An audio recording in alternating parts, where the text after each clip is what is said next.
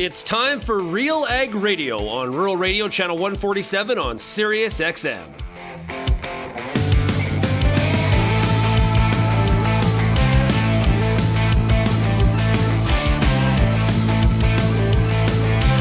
RealAg Radio and RealAgriculture.com is your home for insight and analysis of the issues that are impacting your farm business. Let's get real and get connected with RealAg Radio.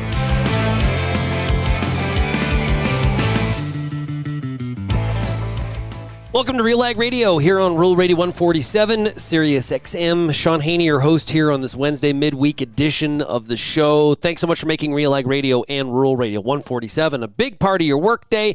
Also, a big shout out to everybody listening out there on the RealAg Radio podcast. Tell your friends, tell your enemies, tell your neighbors. I don't care who you tell. If they're interested in agriculture, they should be listening to this show, and appreciate everybody being here with us. Okay, a lot of fun here today in the Hump Day edition of the show. We're going to really tackle the markets today with a good friend of the program, Brian Voth of IntelliFarm. He's based in Manitoba, and looking forward to hearing from Brian. We're going to talk about spring wheat and canola specifically. We'll tie in some corn as well and try to get his outlook here on this 23 crop and how basically trying to wrap all that up.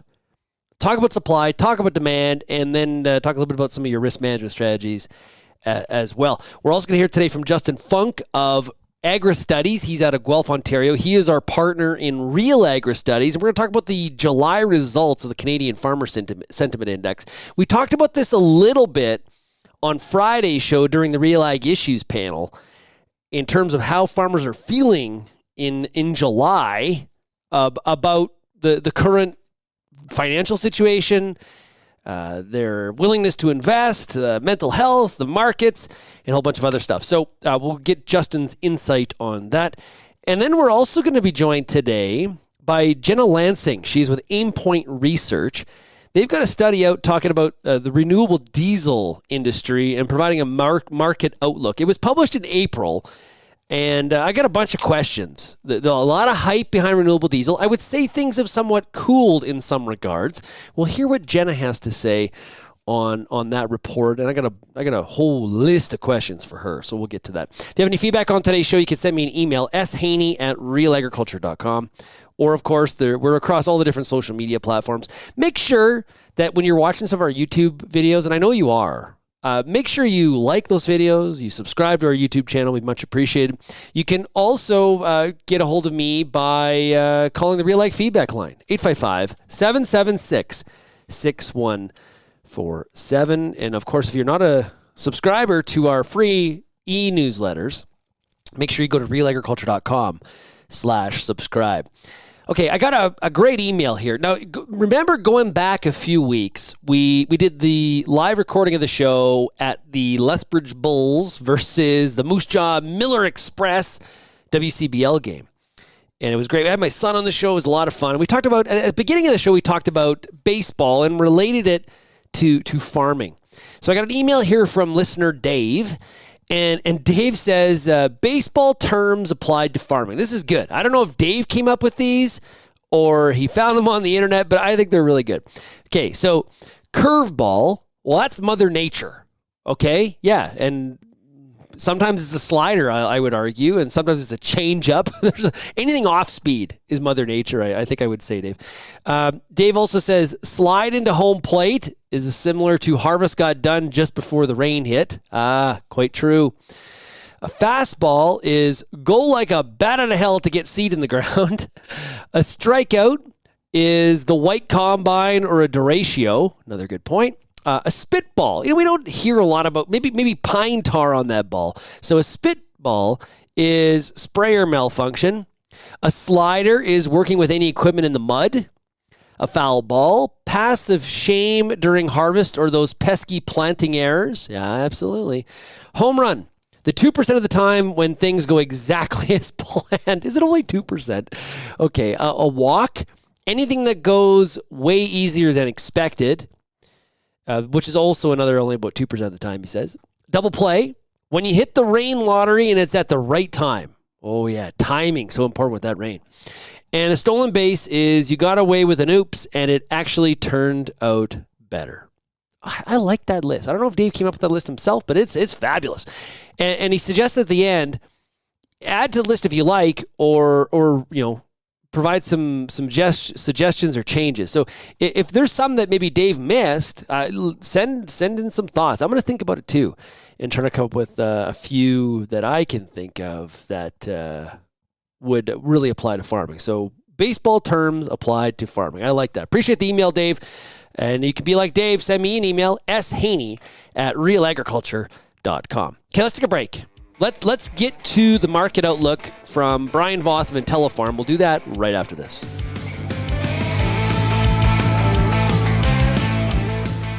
Introducing the Arion 600 Series tractor by Kloss, where versatility meets productivity head on, because you've got jobs to do.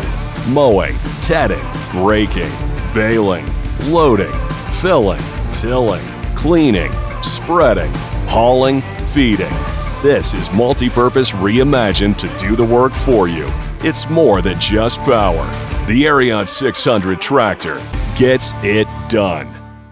Canola is more than just a pretty face in the prairie landscape. It's a big business, both here and around the world, that requires you to be informed and up to date on everything it takes to grow a successful crop. The Canola School on RealAgriculture.com has an expert library of video resources covering markets, agronomy, and more to help you grow a healthy and profitable canola crop. Visit canolaschool.com today. Brought to you by BASF Canada and Invigor Hybrid Canola. Registration is now open for the Canadian Beef Industry Conference coming August 15th to 17th to Calgary, Alberta, brought to you by McDonald's. Spend time networking on the trade show floor, hear from keynote speakers, and take in breakout sessions designed to increase profit, manage your rangeland, and navigate trends. Get up close to advanced techniques and hands-on demos and experience bullfighting at the closing party. Proud, innovative, and loyal, we are beef. Visit CanadianBeefIndustryConference.com for full details and to register.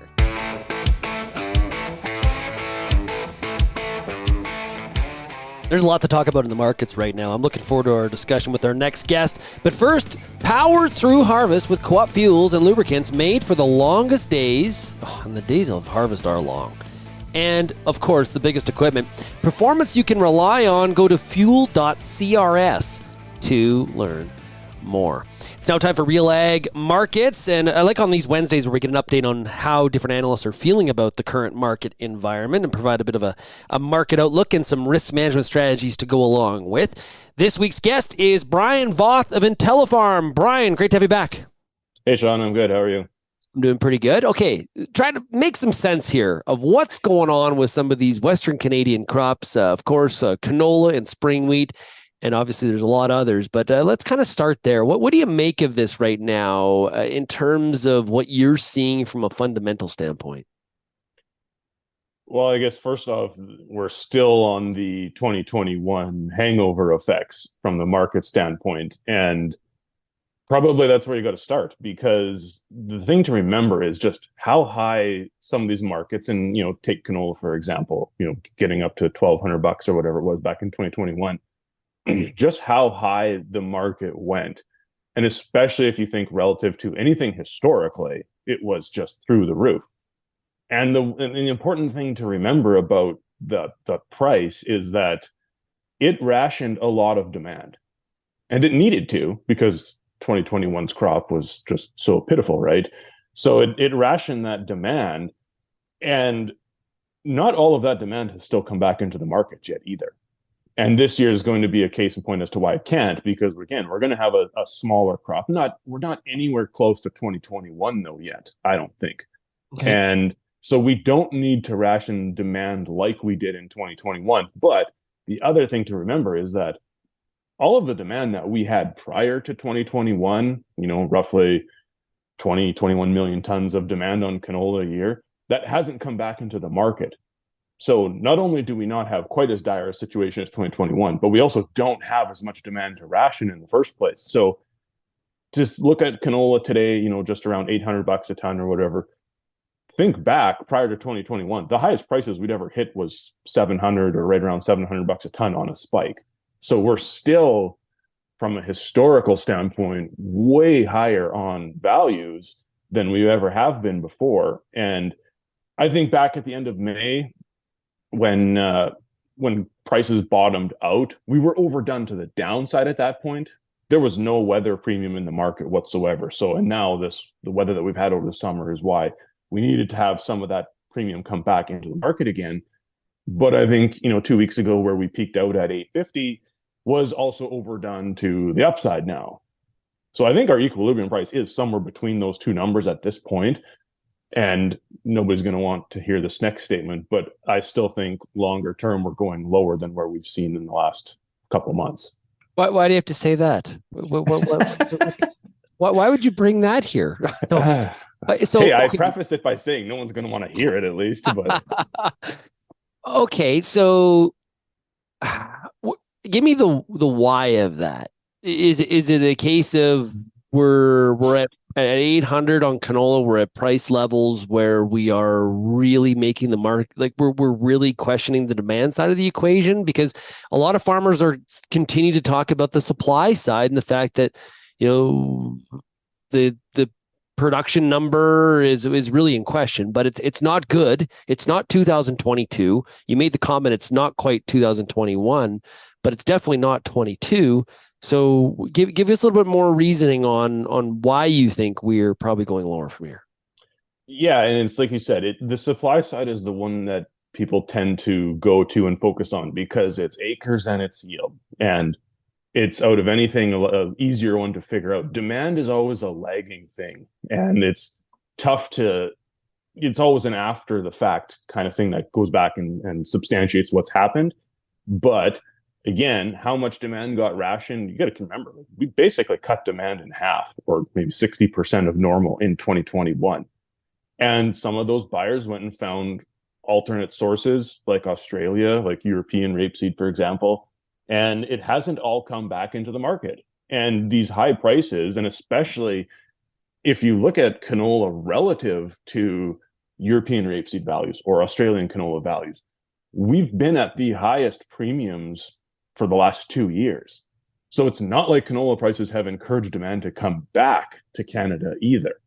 And that actually applies to North American grain prices as a whole. We've been basically an island of high price grain that nobody really wants to buy. They'll buy it if there is no other option, but right now there are still other options. And so I think longer term, we're still going to have to come back down to a reality price. Or the flip side, I guess, would be that other values around the world would have to climb up to make us more competitive again. But if you're the one outlier has a high price, it's unlikely that everyone else is going to come up to that price. It's more your price is going to have to come down to where everyone else's is. Do you feel the same about spring wheat? To an extent, yes, because again, North American wheat values are just high relative to Russian values, even South American wheat to an extent. But there's a whole different aspect when it comes to wheat, obviously, because of the Black Sea issues and what's going on there. And that is a massive, massive unknown. If Russia can continue to ship wheat at the low values that they've been doing, that's still going to continue to rule the market. If that starts to change, or this tit for tat bombing of ports and whatever else keeps going, and it starts slowing down shipments coming out of there, well, then the rest of the world's going to have to start picking up the pace. And at that point, probably prices will start to go up because it gets way more expensive to start shipping out of other areas than the Black Sea area. So it's not so much about what our production is here in our backyard. And I think that's the important thing to look at. Like you said, it's a supply and demand sheet, not just a supply sheet. And the demand side is what's been lagging for basically the last 2 years already. Yeah, but so that makes sense to me. When you look at, you're talking to your clients, I know you get out in the truck and you drive and look at, some of the production fields yourself. What do you see in terms of production? Because I feel this is really hard to put. It's easy to say, 2021. I'm like you. I don't believe we're at 21, but we're somewhere in the middle of 22 and 21. But I think with every passing day or week, and I don't want to be dramatic about it, we sort of inch a little closer to 21. The question is just how close will we actually get? What are your thoughts? Yeah, the one thing about 2021 is it was just kind of bad across the board. Whereas this year, people have asked like, oh, well, what does the crop look like? I'm like, well, which side of the road are you looking at? Yeah, it's variable. Because, when you look at the patterns of the thunderstorms and the rainstorms that have gone through, the places that have had rain actually look pretty good. And that can be vastly different than the field on the other side of the road or a mile down the road where they got nothing and it's just burnt up. So that's making it really tough. And I've seen other analysts talk about this too. It is making it extremely tough to try and figure out what is an actual average yield. It's hard to figure out an average yield on one farm right now with geographically being spread out. It is super hard to try and figure this out on a Western Canada basis. Yeah. Like, what's the canola yield on one farm in Manitoba or one farm in Saskatchewan? But then extrapolate that to what's the canola yield across Western Canada? It's really tough. And we've been dropping our numbers a fair bit, as have a lot of other places as well. But even with going down to, let's just say, an average of a 34, 35 bushel canola yield, instead of a long-term average is 41 and a half. Going down to a mid-30s number obviously takes production down a chunk, but again, still 3-4 million tons higher than 2021 at this point. So it's, again, it's like you said, we are between 21 and 22 right now, and that's fine. Again, it's the demand side that has been lagging. Okay, so let's talk about that lagging demand. Is that mostly driven by China? And right now the news cycle talking a lot about a deflationary environment in China and concerns about China. Is it just a China story then? That's obviously a big driver, and because of their import volume, it's one that you can't ignore. But I think the other thing is just that overall demand, with this inflationary environment over 16 months or so that we've been in, consumers are just spending less. And obviously that only works to a certain point because there's core things that you have to buy. But now when you look at it, like the staples, when you look at, wheat, rice, these kind of staples that are staples around the world, those core things are still going up in value, or going up in price, I should say. And so if your income is not following suit, which probably nobody's is relative to what inflation is, the reality is you just can't buy as much stuff. And I think that's the bigger problem. Like I said, China's always a big question mark, and it's always one that you kind of highlight a little bit because they can have some pretty big influences one way or the other, but whether they're buying or not. But it's not just China at this point, I don't think. To me, it's consumers around the world are spending less money on things because there's just less money to spend. And I don't see these interest rates coming back down anytime soon. So is this just kind of the new environment that we're in now, where it's going to lead to less demand overall? It's a thing we haven't had to think about in 16, 17 years, something like that. Like, we've been in this low interest rate environment for so long that this is really shifting the landscape a lot. We're talking to Brian Voth of IntelliFarm, what's going on in the markets, and we'll be right back right after this quick break.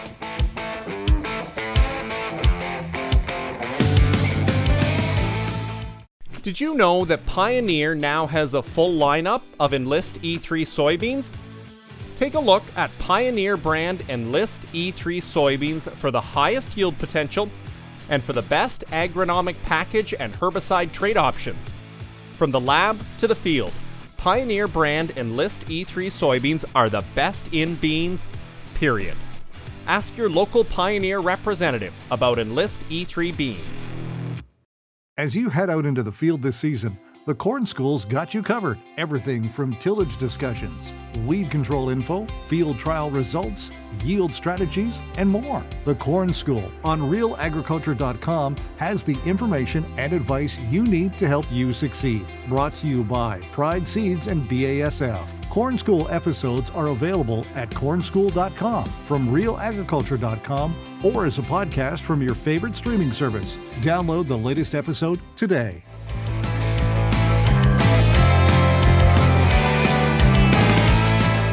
Welcome back to RealAg Radio. We're talking markets here today with Brian Voth of IntelliFarm, based in Manitoba. Last week when we talked about what happens in a weather market, or what can happen in a weather market, when that weather market goes away for whatever reason, it can happen quite quickly. One of the numbers that Chip Flory from AgriTalk threw out last week when we talked to him about the markets here on the Wednesday show was, Dees corn, right now it's at $4.97. I've had a few analysts, including Chip, say, watch for it at $4.25. Is that something that you would buy into? I've got a slightly lower number than that in mind, but yes. Okay, well, what do you think then? And this is from a technical standpoint. There are some patterns on that December corn chart that are actually pointing to like a 388 number. Well, that would be not good. Well, I mean, whether it's 425 or it's 388, it might be kind of arbitrary at that point. I'm not sure, but that's just. But if you look back long term, the old highs, so from 2014 till 2020, the old highs on that corn chart were in the 4 to low 4 numbers. So, I've been thinking about this for the last year and a half, and I'm pretty sure if we look back on our interviews, you'd see this too. The old highs often become the new lows when you've gone through this transition period, kind of like, 07, 08, 09, like 2011, 12, 13. When we came back down off of those highs, we started trading a new range. And the bottom end of the range was the top end of the prior range. And that's actually matches up on a lot of these charts right now where some of these signals are showing. So do I think that there's still lower values ahead of us? Yeah. Again, it's hard to get your head wrapped around this when you're looking outside and you see like, oh, my crop looks like total crap and there's just nothing there. But again, this is where that's easy to look at the supply side and say that. But if you have a crappy crop that nobody wants to buy, does it really matter if it's a crappy crop? So the other thing to think about, and there's been a lot of comparisons to 2012 from a weather aspect, right? Yeah. But so I've asked a lot of people, I'm like, hey, let's compare this to 2012. Arguably, the 2012 drought was far worse than what we're looking at today. But I said, that aside, when did the markets peak out in 2012? And most people can't answer that question. And the answer is corn peaked out in August of 2012 and beans peaked out in beginning September of 2012. So it was a small crop. It was a massive, massive drought. And yet the markets peaked out prior to harvest and never went back to those levels. Do you think there is still, as you look at some of the numbers, the 22 carryout, is there still inventory yet to be marketed at this point? There is. It's less so on the soybean side, but when you look at the projected balance sheets for this, if you want to include this year, corn has the potential to be very burdensome. Soybeans less so, because the carryout is just a tighter number.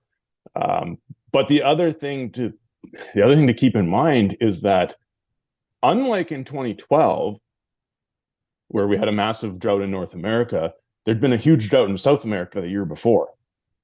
So globally, stocks were down everywhere. So basically, if someone wanted to buy, they didn't really have a lot of options as to where to get this. We're coming off of a record crop in South America, earlier February, whatever, and now followed by a drought crop in North America. There are other supplies around the world to pick from right now. So that's another difference between 2012 and this year. And there's that marketing saying short crop, long tail. And that was back in 2012 was exactly what happened. The market rallied up quite substantially early, and that essentially curbed demand right there. And the market kind of trailed off the whole rest of the crop year because it went high enough to get rid of enough demand up front that we could string that crop out through the rest of the year, make it through no problem, and away we go. Whether or not that's a repeat of what we're going to see this year or not, that has been on my mind for a long time already, actually.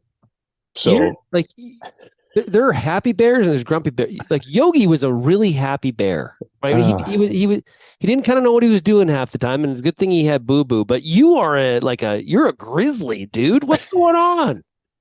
Okay, go back after how many of our interviews, and this has been weird for me. I am always the bullish, optimistic guy. And the last year and a half or whatever, I have been this, I don't say I'm negative, but I'm bearish on prices. And I've been that way for a long time. And it's been really weird for me to wrap my head around this because it's just not how I normally am. But, it's like I said, like that. And I vividly recall one of our interviews and you're like, oh, you said you've been getting analysts on and people were kind of at the high there a year and a half ago. And it was like, oh, people are slowly starting to turn bearish. And then there's you and you're just like, nope, prices are going down. And I'm like, yeah, this is weird for me too, believe me. But well, here's to say I hope you're wrong, but I think there's a lot of realities there that people definitely need to chew on and protect themselves from a risk management standpoint for sure. No matter what, whether it's reality or it's not. Obviously, time will tell. But risk management, key piece of all this. Well, and just like 2021, this turned into a great summer to use futures and options as part of your marketing strategy because it was too risky to necessarily go and sell crop out of the field with the weather the way it was. Yeah. So again, it worked out as a great strategy for those that have the opportunity or have the accounts to do it.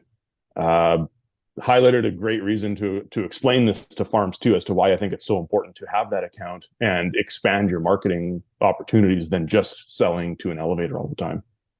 Hey, Brian, really appreciate it. If somebody wants some information and we'll talk to you about IntelliFarm and some of the services you provide, how do they find you? Easiest way, just go online, intellifarm.ca. There's a contact us page there and you can shoot us a message or our phone numbers are on there too. Great stuff. Hey, Brian, thanks so much. Okay, thanks, Sean. Low-rate MBPT solutions claim to protect nitrogen, but no imitator product delivers like Anvil Nitrogen Stabilizer, the next-gen urease inhibitor from Koch Agronomic Services. See how others stack up in the proven power of Anvil at defendyourn.ca. Well, I was giving Brian a hard time of being like a big, nasty, ugly grizzly bear, but this is the demand thing continues to come up. And I think this is one of the challenges for people in the marketing. Let's just say Brian is right. Let's say he's 3/4 right or half right. It's still a challenge because you look out your window and you see, I don't have a crop. I saw somebody post yesterday in Eastern Alberta. Their durum was running 3 times the seeding rate. That's not good. When we're making our yield, or we're talking about our yield relative to the seeding rate, we know we've got some major challenges, right? So there is some of those conditions out there, but like Brian said, there also is some good conditions. And when we're talking about global demand of ag commodities, that's the struggle. It's bigger than just our local area. I understand how you're having a hard time getting your head wrapped around it.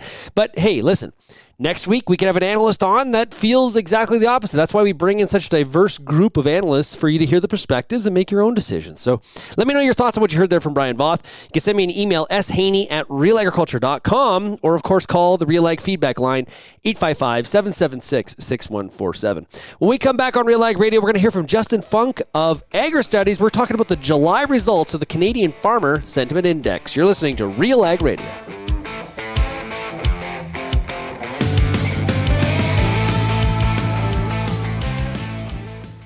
It's now time for a product spotlight with Koch Agronomic Services, and right now we're joined by Tom Barry, based out of Saskatchewan. What is the high cost of some low-rate stabilizers?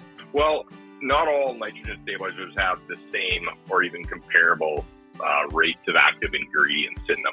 And so our products in particular, if you compare Super U on the market, Super U has over 9,000 parts per million of active ingredient. That's broken apart between 8,500 parts per million of dicyandiamide and then over 600 parts per million of NBPT, which is agritine. So, those rates, when we compare that to the market, there's a lot of products on the market right now that don't even have, 1,500 parts per million of combined. And that would be on the high side, Sean. The highest products barely have 1,500 parts per million of total. That's a significant difference for sure. Defendyourn.ca, right? Also, they could talk to their local retailer? Yeah.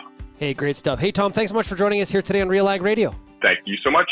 Hi, I'm Bernard Tobin, host of the Soybean School on RealAgriculture.com. Throughout the year, on the Soybean School, we'll bring you timely agronomic video content from planting to harvest, from the latest agronomic research to the latest in production technology. Check out our massive video library on YouTube, RealAgriculture.com, or download the audio podcast versions wherever you get your podcasts. The Soybean School is brought to you by Pride Seeds, BASF, and Syngenta Canada.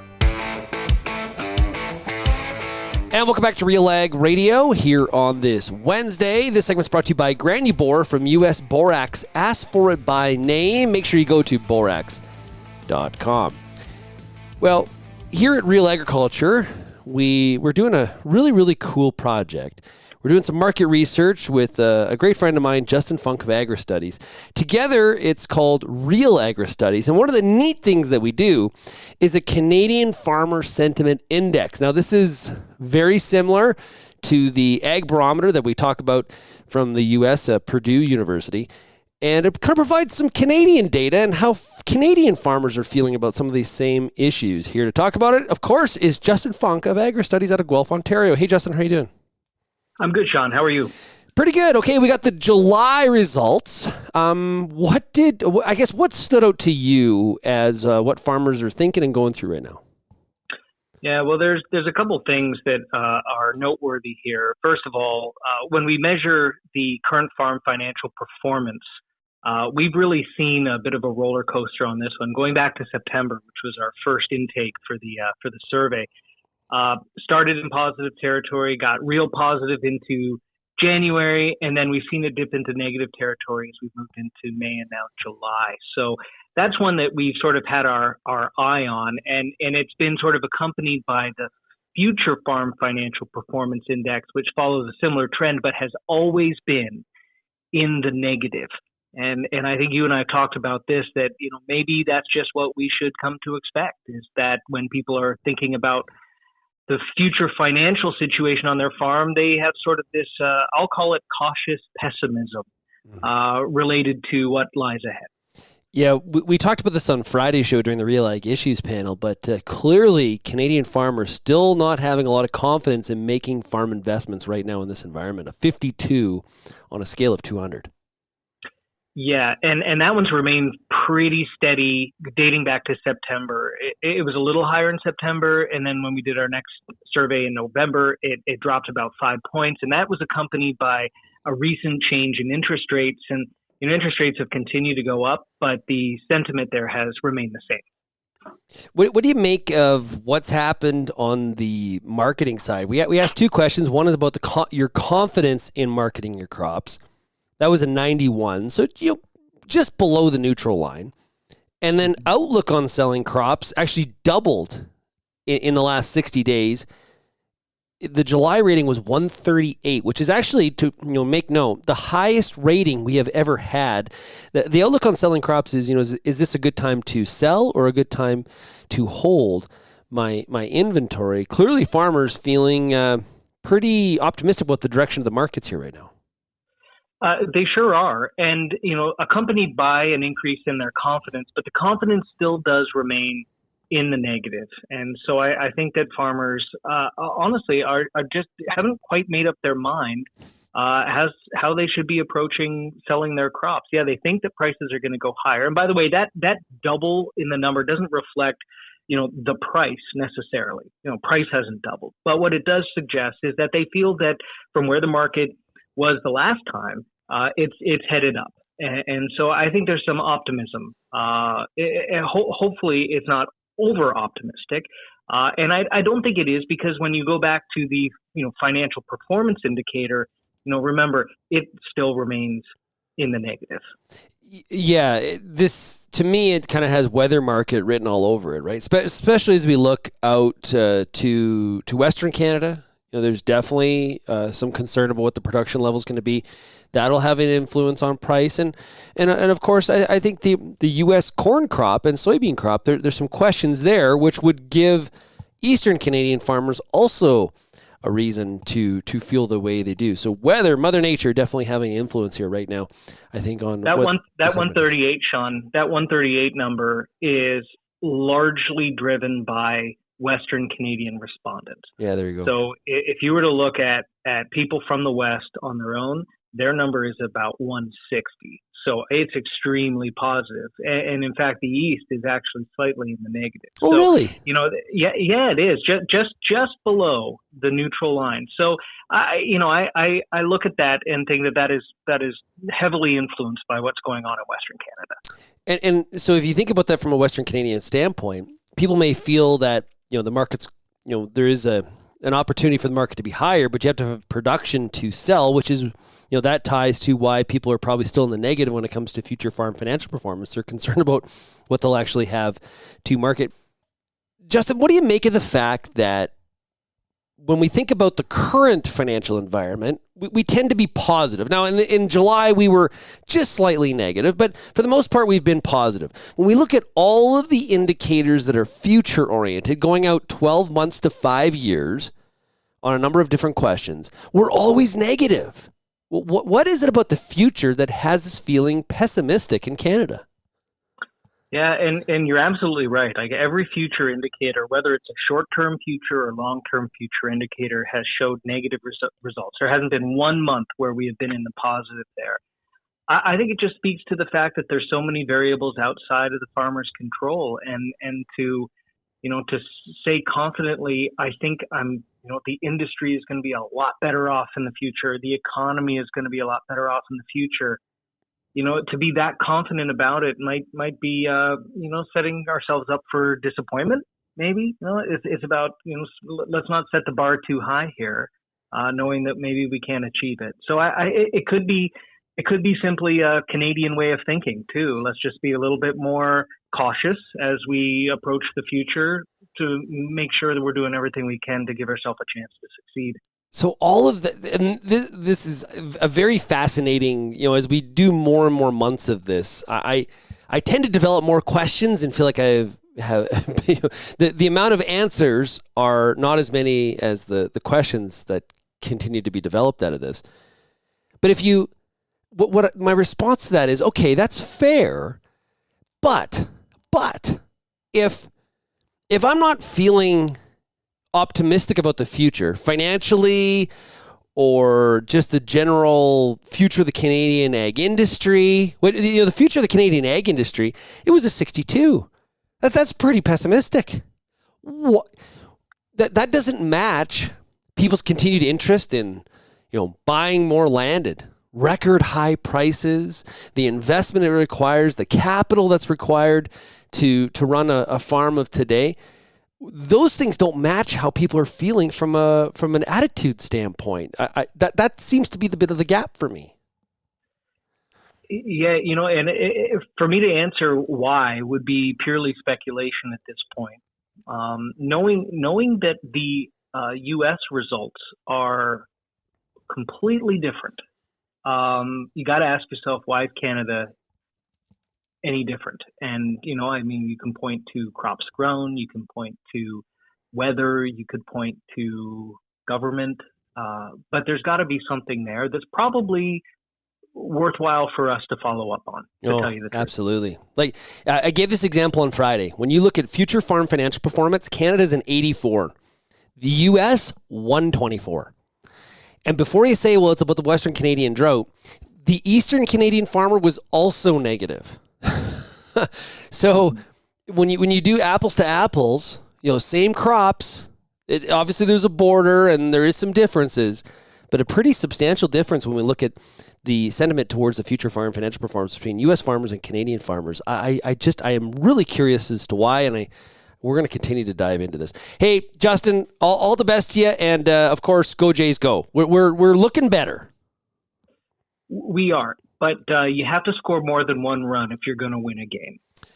Yeah, that is true. That is one of the rules in baseball.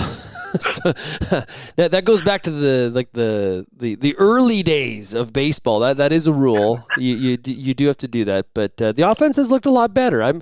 But yesterday we had Chapman and Bichette out of the lineup. That's not entirely helpful, but Cleveland's got some good young arms. Man, we faced 2 rookies in a row that are just like amazing.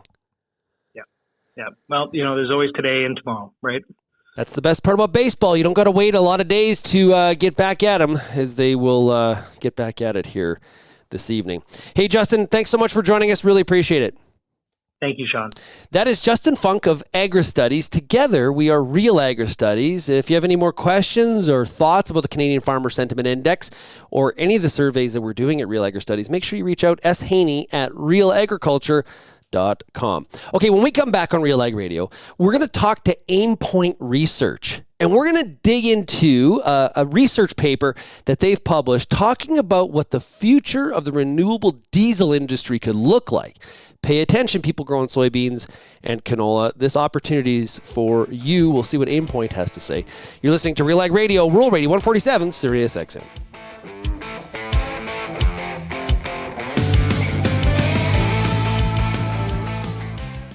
Peter Johnson at WheatPete, RealAgriculture.com. I'm the host of The Word, and I love doing The Word. I love the questions. I love the challenges. I love having to apply agronomics to all over the globe and areas outside of my normal jurisdiction. Also, I love the feedback the most, where growers challenge me, tell me about their plot results, help me to learn. The Word, absolutely the best part of my day. Whether you're seeding, harvesting, or anything in between, the Wheat School on RealAgriculture.com has you covered. Timely agronomic information from industry experts available online anytime. Give your wheat crop a good start and a great finish with the Wheat School on RealAgriculture.com. Brought to you by C&M Seeds, Syngenta Canada, and the Alberta Wheat and Barley Commission. I really love power. I love the sound of a tractor starting, especially those big 4-wheel drives. Love them. Consider the Kloss Xerion 12 series, delivering unmatched power and performance in the big 4x4 tractor range. Discover more at kloss.com. Okay, we're going to talk about renewable diesel, and we're joined right now by Jenna Lansing. She's Director of Agri-Food Watch Desk with Aimpoint Research. They got a study out saying renewable diesel market outlook, and Jenna joins us right now. Hey, Jenna, welcome to the show. Yeah, it's great to be here too. Thank you for having me, Sean. Yeah, okay, so let's start off right at the top. I mentioned, like the hype machine and all the excitement about renewable diesel. When you're putting this study together, I guess, is this all hype, or is there reality here that is going to make a big difference at the farm gate long term? Overall, I think if you look at some of the key trends of sustainability and where government's at on both the federal, state, or in the United States here as well globally, there's a lot of alignment around sustainability and how we better secure our futures. Within that, there's obviously a lot of emphasis on environmental, where the fuel comes into place, and they're reevaluating the energy complex. The other thing, I think there's also a consumer dynamic to this as well that's driving this, that I think there is some long-term opportunity here. It's just going to be a bit of a bumpy road as the industries get up and get going. And I think there's some past experiences in agriculture that it wasn't all sunshine and rainbows as stuff got started. And that's where we're at right now. Ethanol would be a prime example of that, but we don't need to go down that rabbit hole today. Yeah, I guess one of the interesting pieces about this is when we had the EPA come out with their final RVOs here for the next 3 years, there was disappointment. And I guess, how much does that decision weigh on the amount of construction that has to happen from a crush plant perspective and these renewable diesel plants? How big of a factor will that be? I think it'll be a factor, but I don't think it'll be as big as maybe some are concerned about. And the reason I say that is if you look at the RVO requirements, you have the bio-based category and then you have the advanced category. And the the renewable diesel producers can leverage that advanced category. However, there's potential that there could be some competitive dynamics to secure the RINs and leverage that RVO, right? So that's a key question or factor to take into consideration. And then the biggest concern is, yes, that the capacity levels that are estimated to come online in the next couple of years will produce over the RVO, the RVO levels that they set. So there's going to be issues there, but the person that's going to get squeezed in this is the person that isn't operating today. Somebody that's got operation today and is expanding, they're going to be able to leverage this and take advantage of it. But it's these new plants that aren't operating yet that are really going to be impacted by this. The other thing I think we need to look at in the RVOs and look where this renewable diesel is currently going that will drive some of this. So you got 99% of it going into California for the low carbon fuel standard, whereas the other 1% is going into Oregon, I believe, to meet some of their requirements. So and California is subsidizing the heck out of the renewable diesel going or under the LCFS. So that's helping support some of the economics. But overall, this will have an impact, but it's more going to impact the guy or the folks that don't have plants up and operating. How big of a threat is, like, right now, government policy really kind of on both sides of the aisle? I would suggest pro biofuel. And renewable diesel obviously is a component of that. If there was a switch in the attitude of policymakers around this topic, how big of a threat is that? Because, like you said, California heavily subsidized is one example. What if that was to change? What happens to the industry? There's obviously going to be some bumps with policy changes as different parties have control of the Senate and the House or have the White House. There's going to be some bumps in the road because of that. But I think overall the trend line is this is the direction we're going. There'll be minor tweaks along the way that we have to adjust for. The other thing I think it's safe to say, I think there's between 20 and 30 states that have adopted California's low carbon fuel standard as their own. So I think that's also pretty telling when you start looking at the federal versus state level politics as well. Yeah, and there's a lot of different feedstocks, and in the report that Aimpoint has put out, kind of go through, itemize some of those feedstocks and the opportunities and challenges with each of them. EPA even referenced, though, that there's a concern about feedstocks at this point. What did your research find about how big of a concern feedstock supply should be? In the short term, it's not a concern of ours, but there's going to be some things that have to be worked out. And the reason I say that, if we look at all the options there are for feedstocks, so you've got tallow and animal fats, that's tapped out or contracting it. The supply that it can supply is pretty set unless there's major livestock expansion that happens in the United States. And given the margins there, I don't think that's going to happen for the next couple of years. You also have corn oil, which is what a bushel of corn there's such limited quantities of corn oil that comes out of a bushel of corn in the milling process. So that's a pretty fixed element or supply as well. That leaves you really soybean and canola, which there's industry estimates out there from the soybean industry that it takes 40 million more soybean acres. I don't think that's the case. What's going to happen is we're going to pull a lot of those whole beans that are going out Mississippi into the world. Those exports are going to stay at home, and we're going to see a lot more domestic crush. So there'll be some acre expansion on the soybean side, but I don't think it's 40 million acres worth. The other thing is looking at canola then.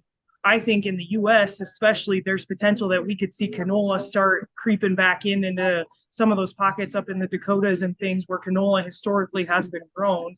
And then you're going to have some of that competition between soy and canola, because at canola you produce significantly more, or what is it? I think three times the oil per acre that you do soybeans. So that's the element. Those dynamics all have to be sorted out. And that's why there'll be some pressure, but not a lot. And weather is going to be a big factor in that.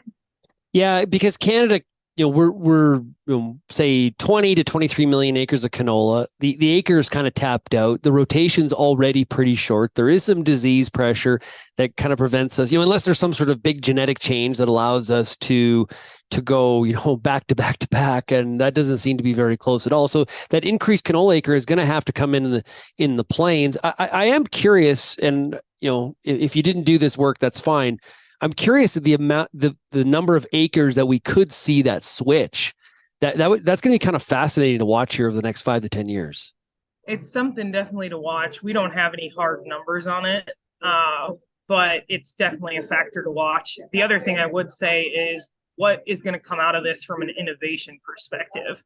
So you're already seeing high oil varieties being developed in the soybean space and just think what a 1 or 2 percentage point increase in the oil content coming out of a soybean, how much more oil that will actually be. The other thing there's exploration happening on, can we have cover crops that are oil seeds? Can a winter canola or cover cress be moved further south and then you have a cash crop as a cover crop? Maybe. There's some challenges there. And then the other thing from the innovation side are alternatives. Algae oil, for example. Granted, I think there's still quite a bit of runway on some of those aspects, but there's also the question of what innovation is going to happen to actually increase our oil production. So yeah, but what about EVs? There's obviously a huge push by the government in Canada, very much so by the Biden White House to push adoption of EVs. How big of a wrench into this is that push?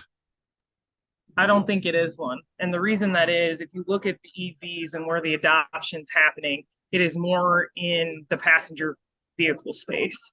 And I think COVID was a great period to paint this picture that during COVID, our gasoline consumption really dropped, but diesel actually stayed steady or even grew because everything's got to move. You got supply chains, you got product, whether it's a load of soybeans or a load of canola that's going from the farm to the grain processor and then out for export, that's got to move. Or consumer goods getting to Walmart's warehouses and then Walmart getting that to consumers, right? So things have to move. That's why I don't think EVs will necessarily have an impact on, especially in the large motor space. The other thing you got to think about with electric vehicles, there's concepts out there where an electric semis, they got proof of concept on it, but there's still a lot of challenges around it on how much battery space do we actually have to have? How much cargo does that actually take up? Does it make trucks not economical then? So there's those challenges. The other big fuel consumption area would be aviation. But I think it's going to be a little while before we're flying battery-powered planes. I think there might be some consumer adoption issues to think about. No, thank you. So that's a big piece, too, that I think the aviation and especially sustainable aviation fuel takes off. That's another spot where these feedstocks and stuff can go, too. But again, overall, I don't think renewable diesel is not a transition fuel, or it's not going to get replaced by electric vehicles. It is here to stay. Absolutely. Thanks for having me. Take care. I am super curious where that North Dakota, South Dakota, Montana canola acre gets to if what Jenna talks about happens in the marketplace. It'd be very, very fascinating to watch. Of course, Montana, if it rains, they can grow canola. And that has kind of changed this year. So we'll see how that proceeds in years to come. If you have any feedback on today's show, send me an email, shaney@realagriculture.com. Thanks, everybody, for getting real and getting connected with RealAg Radio, and we'll chat again tomorrow. Cheers, everybody.